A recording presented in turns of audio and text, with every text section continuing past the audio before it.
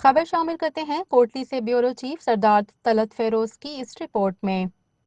Rescue 1122 Kotli के एहलकार दिन रात अपनी जानों को खतरे में डालकर आवाम की खिदमत में मसरूफ़ अमल हैं। मुश्किल हालात में ये मसीहा बनकर सामने आते हैं।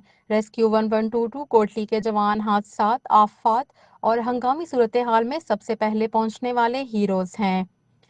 उनका कहना है कि वो मुश्किल और कड़े वक्त में अपने जान पर खेलकर लोगों की जानें बचाने निकलते हैं।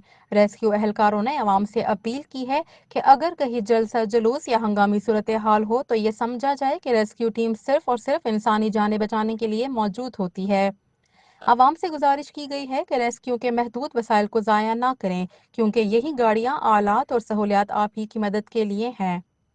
रेस्क्यू हुकाम का कहना है कि आवाम के ताउन के बगैर उनका मिशन अधूरा है, इसलिए हर शहरी पर यह जिम्मेदारी आयद होती है कि वो रेस्क्यू 1122 का एहतराम करे और इनके काम में सहूलत पैदा करे।